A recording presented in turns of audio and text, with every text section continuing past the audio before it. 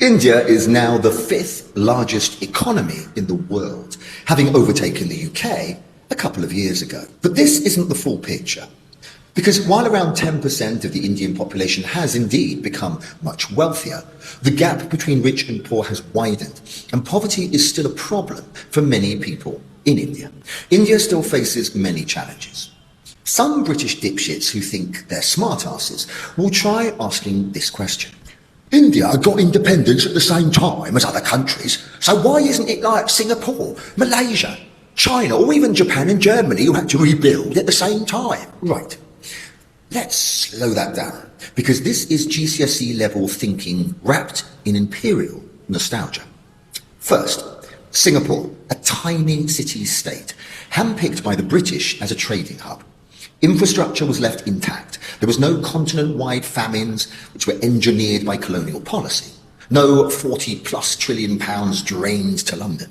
Comparing India to Singapore is like comparing the entire UK to Canary Wharf and calling it fair play. Malaysia, also colonised, but never stripped the way India was. There was no deliberate destruction of domestic industry, no subcontinent carved up for independence, and there was no refugee crisis the size of Europe dumped on it overnight. Now, China.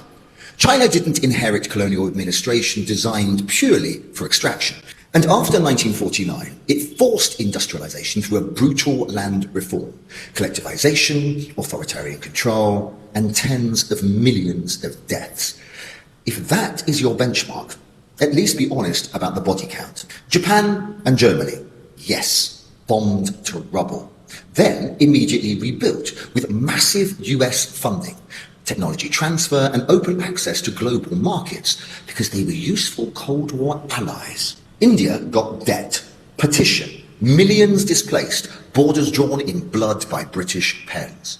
Oh, and a tiny detail that everyone forgets. Japan and Germany were never colonized for 200 years.